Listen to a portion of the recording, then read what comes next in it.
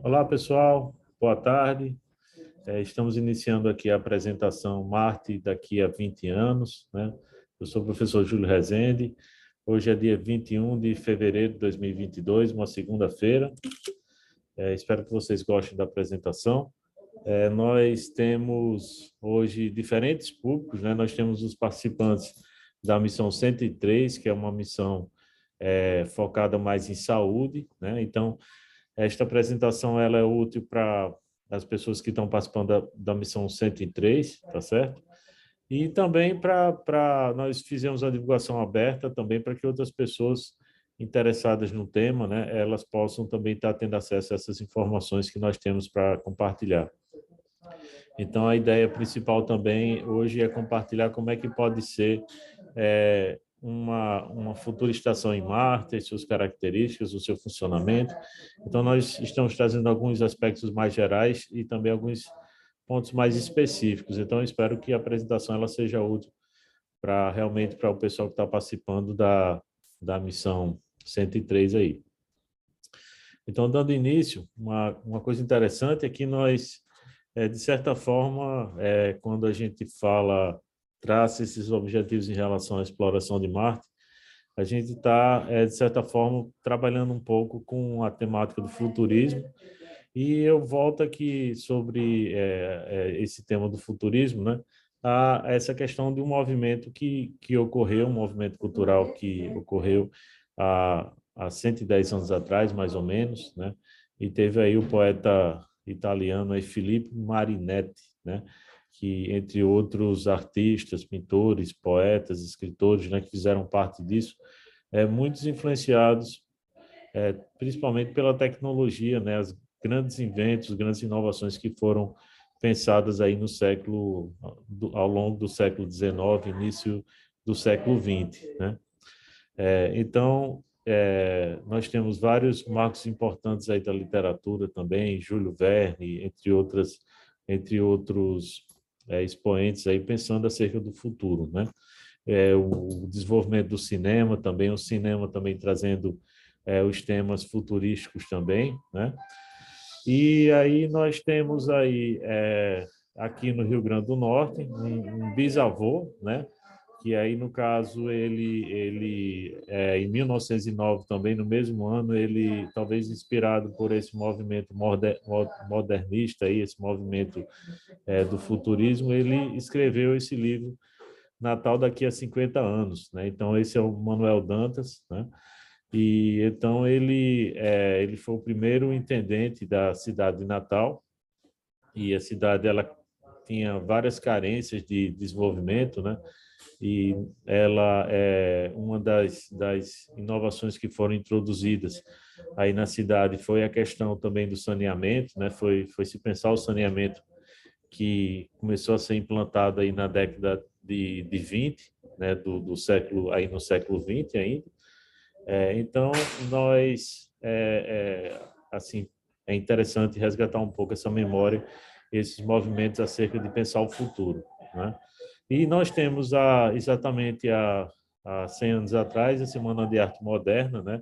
Que lançou o modernismo aí também, e um movimento, né, de pensar em independência em relação à questão da arte europeia, né, e mostrando que o Brasil ele também tinha características culturais, né, um legado cultural que deveria ser não um legado, né, mas um potencial do Brasil ter a sua própria arte, seu próprio design, sua própria cultura, sua própria arquitetura, e que então esse movimento modernista aí, ele foi muito importante para os anos futuros do Brasil, né? A pensar em identidade, a cultura nacional aí ao longo desses 100 anos. Então a gente vê quanta coisa de repente positiva aconteceu a partir do momento que se visualizou o futuro, né, do país, profundamente associado ao tema artístico, né? Então a gente está assim pensando também, né, nessa temática também, e nós já realizamos nos 2 anos anteriores um evento que é chamado Space Habitat Event, é o evento dos habitats espaciais, e a gente está, pela primeira vez, anunciando a data do evento neste ano, né? Então, ele vai ser durante 3 dias, de 1º a 3 de julho, né? De uma sexta a um domingo, né? E aí a gente está procurando os parceiros para esse evento. É a primeira vez que a gente está anunciando o evento. E também comemorando os 100 anos da Semana de Arte Moderna, propondo aí o Brazilian Art Space Week, né? Então seria a Semana de Arte Espacial Brasileira, né? Então vendo aí, tendo ideias sobre como é que quais seriam temas associados ao espaço e à arte que a gente poderia estar pensando, ou artistas que poderiam estar expondo sobre essa temática, né? E até pessoas, qualquer pessoa que de repente que queira participar. Então nós estamos tendo contato também com alguns artistas dessa área internacional, um movimento e organização chamado Space Renaissance Initiative. Eles, durante a semana passada, nós anunciamos essa proposta e eles estão mandando algumas obras para a Estação Internacional Espacial, né? Então, eles estiveram em Nova York semana passada anunciando isso. E então, a ideia é que, de repente, alguns desses artistas eles possam estar expondo também nessa semana e de modo a gente possa ter essas artes impressas aqui estejam disponíveis para consulta assim presencial e também virtual, né? Então, dando continuidade aí, voltando à nossa temática, como é que vai ser essa questão da exploração de Marte? Nós percebemos uma profunda associação com a temática, com o uso das tecnologias propostas pela SpaceX, né? O foguete conhecido aí como Starship. Aqui tem esse conceito foi desenvolvido pela própria SpaceX, como é que eles imaginam a chegada, os estágios, né?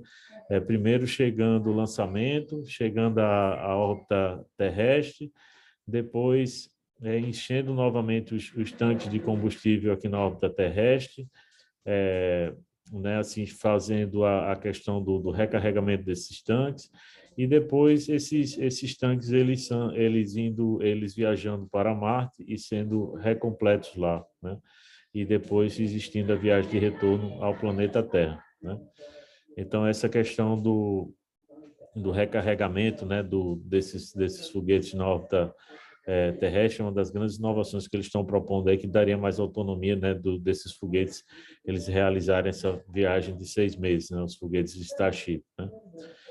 E então, aqui são um pouco da visão do que é que vai estar acontecendo nos próximos anos, o teste orbital, o 2024, um teste sem tripulação, já em viagem a Marte. Então, sempre aproveitando as janelas de 2 anos.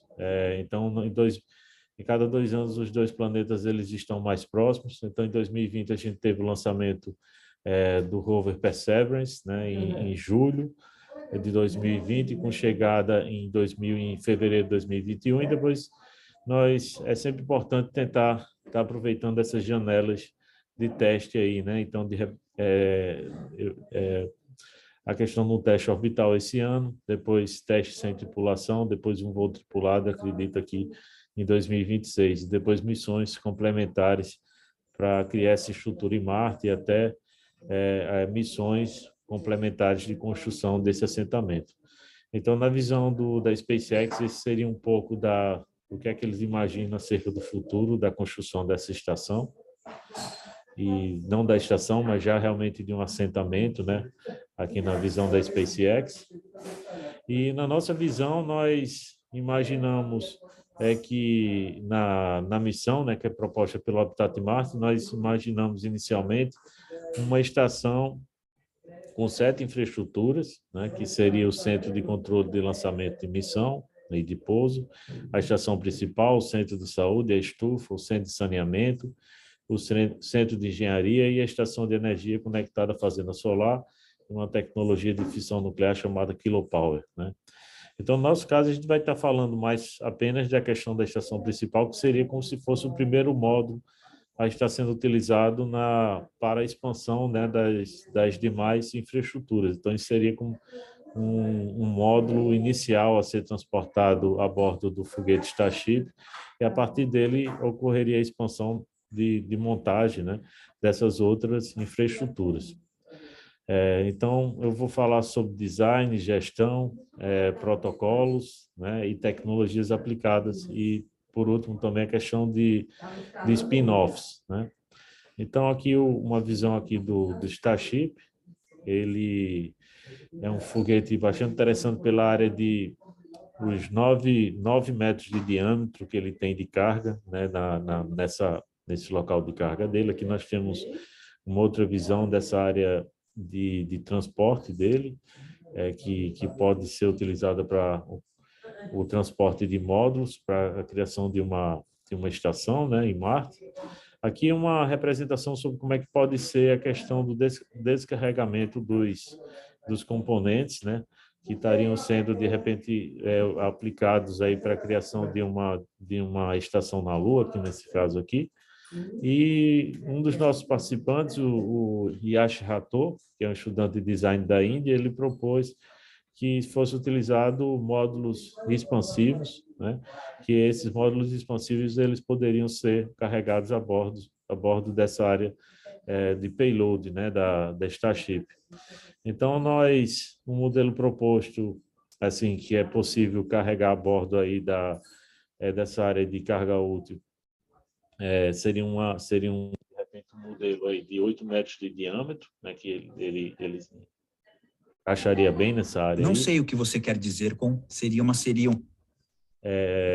E então a ideia é que esse módulo ele tenha 3 pavimentos em 9 metros de altura, né? E uma revisão desse conceito, nós percebemos que seria interessante uma estrutura hexagonal. Essa foi uma proposta também de uma estudante de arquitetura aqui do Rio Grande do Norte, a Mariana Guerra. E então isso seria tipo um módulo colmeia. Ele teria então 6 faces de 4 metros, 3 pavimentos. E uma coisa interessante também na visão dela é que uma estrutura apenas não seria ainda suficiente. E ela fez uma sugestão de três módulos nesse formato colmeia que poderia estar se integrando, né? Para exploração de Marte, nós imaginamos 3 estágios diferentes, né? Um primeiro estágio seria mais a questão da sobrevivência, seria uma equipe mínima, apenas com os equipamentos necessários, seria uma missão mais de curto prazo, que eu acredito que a SpaceX, se os testes orbitais que vão ocorrer esse ano e no próximo, eles tiverem sucesso, eles conseguiriam realizar as missões não tripuladas em 2024 e, de repente, uma primeira missão tripulada no ano de 2026, né? No caso do conceito de missão que nós propomos nas missões virtuais do Habitat Marte, nós imaginamos um modelo mais intermediário, que seria de médio prazo, seriam equipes maiores e mais equipamentos, quando nós temos as 7 infraestruturas em funcionamento, e apenas num período de tempo um pouco mais longo, aí, nesse intervalo de 20 anos, que a gente pode imaginar a possibilidade de você ter uma estação com nível de operacionalidade maior, com uma equipe mais completa e equipamentos mais completos, e, de repente, a possibilidade de, nesse estágio mais avançado aqui, você ter mais recursos para realizar atividades, por exemplo, de mineração, que pode revelar vários recursos, né, que podem estar sendo desenvolvidos para a perspectiva do in situ resource utilization, né, a utilização dos recursos disponíveis em Marte, né? Então, a gente imagina nessa estação principal, ela é uma estação que vai dar apoio às outras 6 infraestruturas. Então, nós teremos dormitório para 28 astronautas, banheiro, cozinha, refeitório, sala de estudo, sala de pesquisa, sala de treinamento, sala de controle, academia, espaço de convivência. Na proposta, então, são 3 módulos de 3 andares cada, geometria hexagonal, um design interno que desperta as sensações de aconchego, criatividade, inspiração, conforto, bem-estar, né? E também observando também elementos aí da psicologia ambiental arquitetônica, né? Então, na proposta, esses 3 módulos que estariam funcionando de forma integrada seriam os módulos alfa, beta e gama, né? O módulo alfa seria um módulo para repouso, né? O beta seria para lazer e o módulo gama seria para atividade de trabalho e atividade científica. Então, nós temos aqui no módulo alfa a questão dormitório, sala de estudo. No módulo beta, nós temos cozinha, refeitório e sala de conveniência. No módulo gama, sala de treinamento, controle e pesquisa.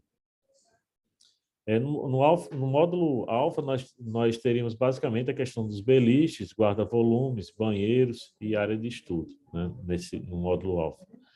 Já no módulo beta, nós temos a cozinha, refeitório, no segundo andar temos um espaço para convivência e no terceiro andar também a questão de uma academia. E já no módulo gama, nós temos sala de pesquisa, sala de treinamento, sala de controle, né, funcionando no módulo gama, né.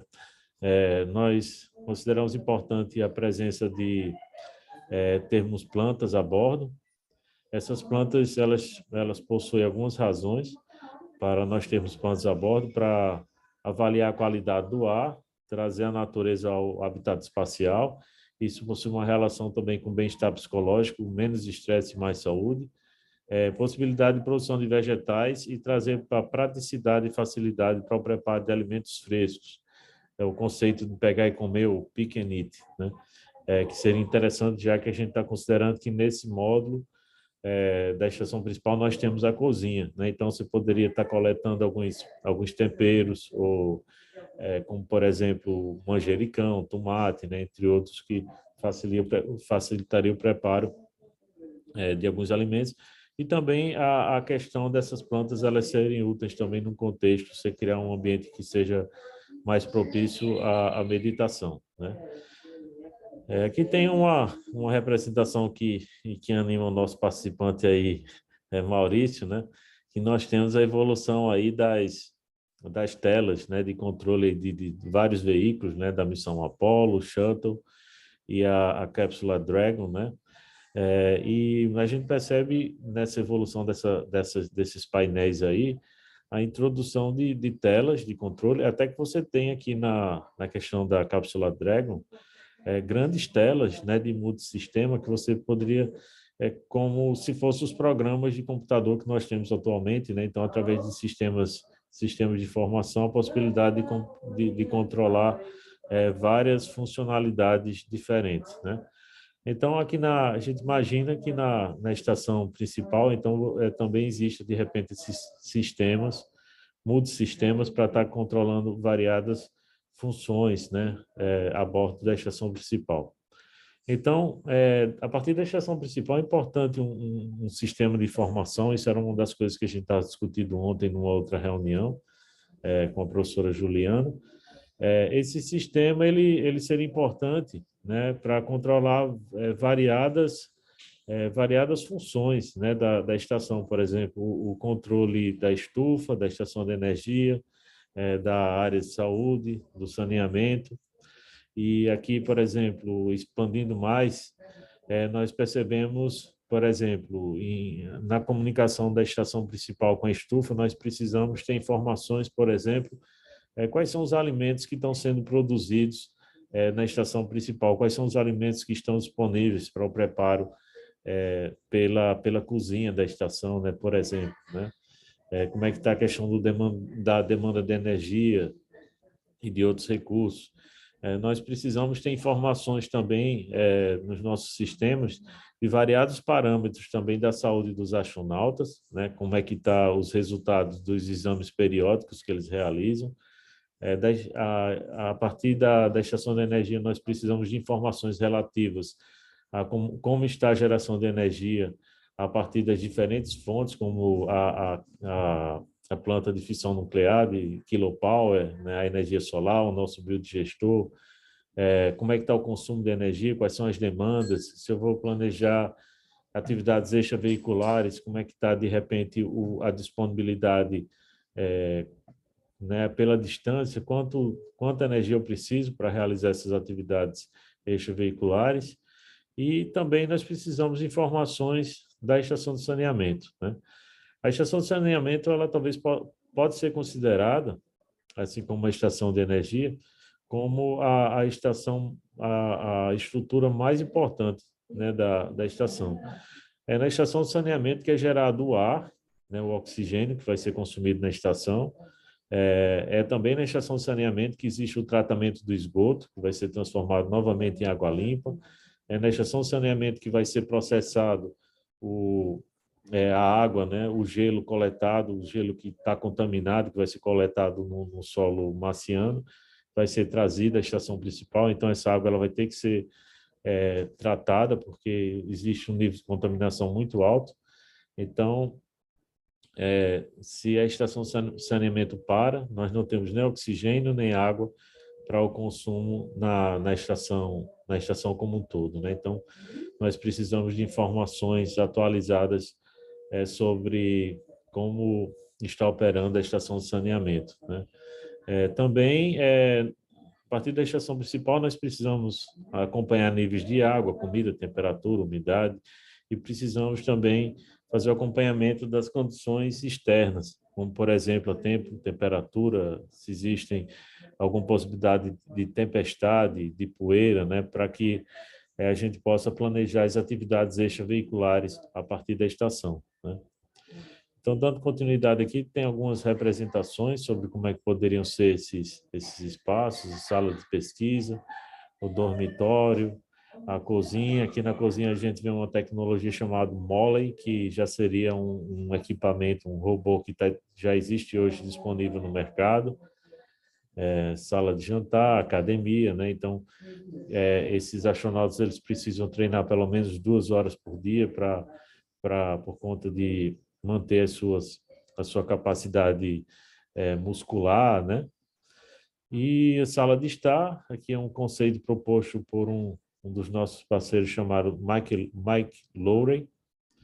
Então, teria vários instrumentos, entre outros recursos, aí para o entretenimento da equipe.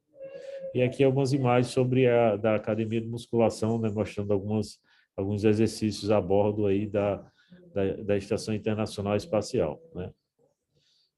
Então, a gente vai falar agora sobre a questão das tecnologias aplicadas. Então, a gente imagina vários recursos, como, por exemplo, colchões de repouso, óculos de realidade virtual, na cozinha, fogão, geladeira, freezer, né? Na questão do centro de controle de missão, computadores, antenas, né? Dormitório, beliches, prateleiras, na área de entretenimento, óculos de realidade virtual, banheira de hidromassagens, luzes de discoteca, né? Só um instantinho aqui, tem uma pessoa chegando. E aqui alguns recursos a serem utilizados, né? Nós temos aí, então, vários recursos que a gente verifica que seriam necessários serem transportados a partir da Terra, né? Certo?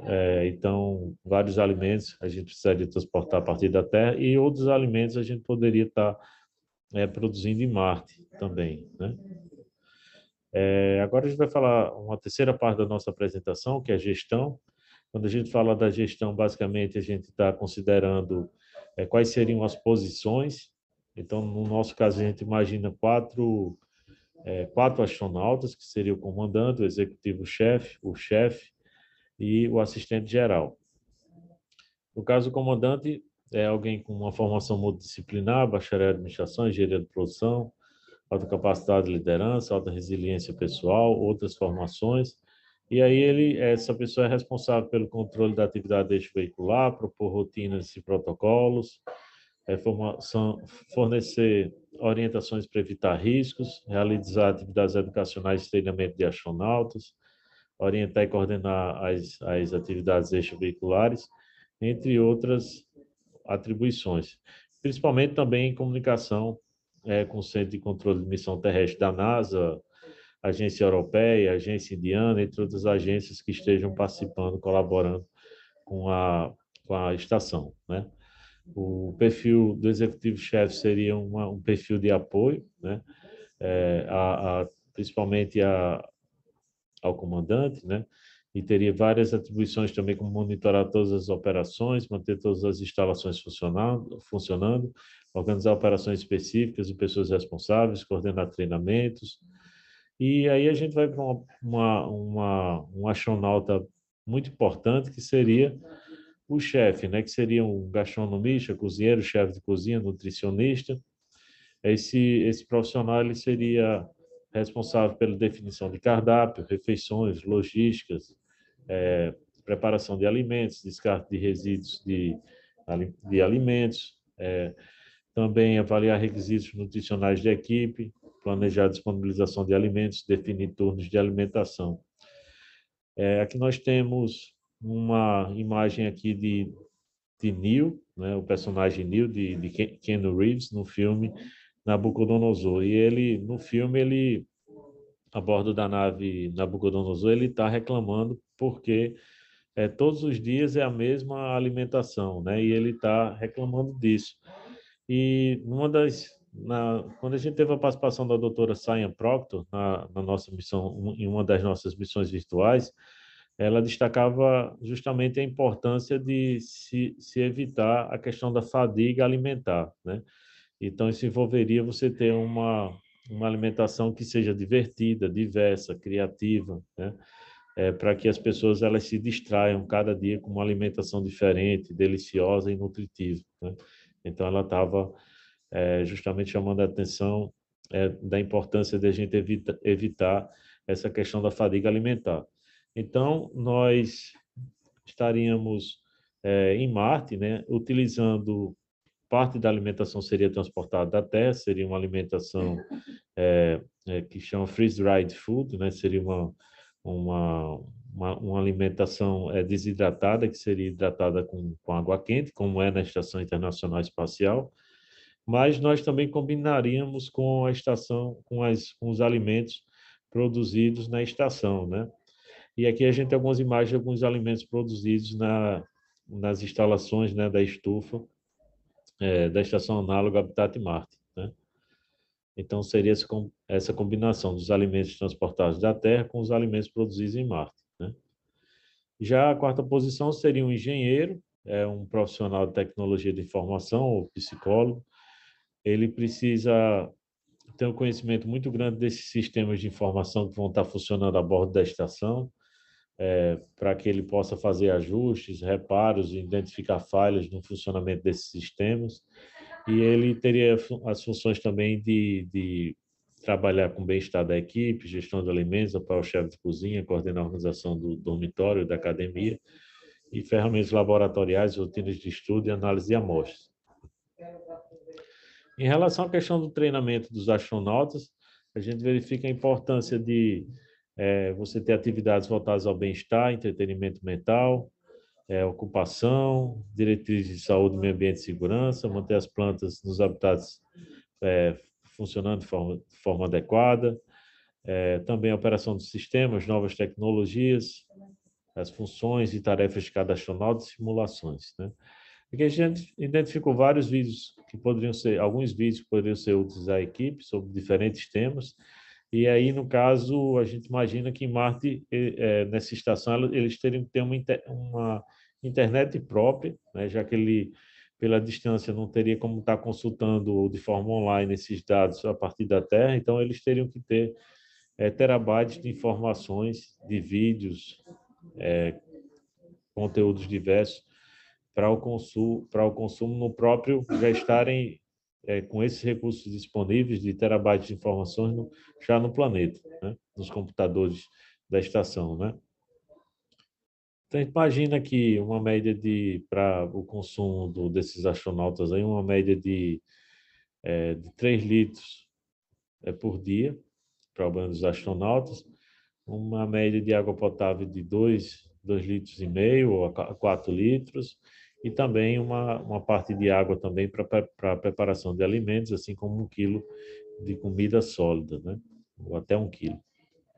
As orientações para a questão a gente verifica algumas orientações, principalmente relacionadas à questão da higiene, e, de repente, a importância também de protocolos e rotinas e tarefas para os astronautas, protocolos de exercícios físicos para as refeições, tem novas informações de capacitação e, entre outros, orientações sobre comunicação com a Terra, né? E agora a gente vai falar sobre a questão dos protocolos. A gente imagina que a importância de algumas rotinas específicas na estação principal, voltado ao relacionamento, equilíbrio psicológico, organização do quarto, manutenção das plantas, produção de alimentos e manutenção da infraestrutura. Já relacionado à segurança, protocolo de higiene, coleta de dados dos wearables, por exemplo, frequência cardíaca, consumo de calorias, nível de atividade física, comunicação com o centro de saúde para saber resultados de amostras de saliva, sangue, fezes e urina, protocolos para lidar com emergência psicológica e protocolo de simulação para lidar com acidentes, né? A gente verifica em relação à questão das atividades ocupacionais, ocupações como música, festas, celebrar algumas datas que temos na Terra, jogos de tabuleiro, protocolo de yoga, exercício físico, sugestões de leitura e sugestões de conteúdo, né? Já na questão da produção de alimentos, verificamos a operação do jardim vertical, né? Alguns protocolos voltados ao cultivo, manutenção e detecção de ajustes e gestão das plantas, também protocolo para coleta de alimentos, para rotação e descarte da planta, para melhor horário de irrigação, polinização, também observando os ciclos das plantas, o tempo de vida de cada planta. E imaginamos também um protocolo para impressão 3D, que estaria baseado numa grande variedade de arquivos CAD, e principalmente itens de utensílio, como pratos e canecas, né? E também um protocolo de degradação desses produtos, como a trituração dos itens descartados, preparação do pallet, preparação do filamento para impressão 3D e a própria impressão 3D a partir desses produtos descartados, né? E aqui, por exemplo, alguns processos de impressão usando a argila, né, para impressão de artigos cerâmicos. Então, a gente imagina que se poderia estar usando o regolito marciano, né, desde que tratado, para realizar a impressão de alguns artigos cerâmicos. E agora a gente vai entrar aqui na última parte da apresentação, que seriam os spin-offs, né, que seriam, de repente, possíveis aplicações na Terra, né? Então, já existem algumas tecnologias relacionadas a, por exemplo, a dormida, né? Isso no grupo aqui do grupo de medicina extrema, liderado aí pela professora Thais, né? Thais Russomano, a gente percebe que um dos grandes desafios é como evitar que, diferente da Terra, que a gente tem a gravidade, que o sangue vai para os pés, né? E nas viagens espaciais a gente vai ter essa dificuldade da circulação do sangue no corpo, né? E aqui é um equipamento desenvolvido aí, depois, com base no arquivo, vocês podem estar acessando aí, né, para justamente ajudar nessa questão da circulação do sangue. Então, algumas tecnologias para dormir, de repente a gente poderia imaginar ou ter um spin-off para aplicar no nosso dia a dia. A bordo também da Estação Internacional Espacial, nós temos tecnologias para a produção de alimentos, como, por exemplo, o sistema VEG, né, que também traz ensinamentos, tecnologias para a construção do conhecimento, principalmente usando a questão do metaverso, a questão da realidade aumentada, a realidade virtual. Tecnologias para a economia de água, então a gente tem um processador de urina, né, lá a bordo da Estação Internacional Espacial, que ajuda a gente a imaginar também como é que isso poderia ser aplicado no planeta Terra. Aqui, sensores táteis para geração de energia, né, de eletricidade, mas aqui no caso do planeta Terra, aliás, no caso de Marte, com a falta de gravidade, isso acaba que gera menos energia, né, por conta de você não ter a gravidade para estar gerando esse pressionamento. E, por último, a questão das tecnologias de reciclagem, como, por exemplo, usando aqui um triturador, né? A gente imagina que, a partir do funcionamento dessa estação principal, a gente pode tirar aprendizados sobre a questão do bem-estar mental, como tem ocorrido com algumas palestras que alguns astronautas têm dado aí sobre a vida na circunstância do isolamento social que ocorreu durante a pandemia, né? Então, a gente acredita que os astronautas a bordo da estação principal eles possam estar dando palestras sobre, para quem está na Terra, né, gravando vídeos falando sobre bem-estar mental, rotinas diárias, ocupação saudável e também sobre diretrizes de saúde, meio ambiente e segurança, né? E, assim, quase encerrando a apresentação, a gente imagina em relação à questão do impacto nos Objetivos de Desenvolvimento Sustentável, que o funcionamento da estação principal traz aprendizados relacionados à saúde, à educação de qualidade, à igualdade de gênero. Nesse caso, dessa estação, se nós imaginarmos 4 astronautas, então seriam 2 homens, 2 mulheres, né? Ou até uma equipe até de mais mulheres do que homens na estação principal. Também água e energia em relação à questão da eficiência, para tentar economizar o consumo de água e energia, e principalmente o objetivo doce aqui também é relacionado à questão da reciclagem, né? Então fica aí vários aprendizados relacionados aí ao funcionamento da estação. Aqui são algumas referências, o meu Twitter, né? O meu Instagram é o Júlio Rezende, né? E então a gente vai deixar salva essa gravação aí na internet também. E agora eu me disponho a estar respondendo algumas perguntas aí. Então, obrigado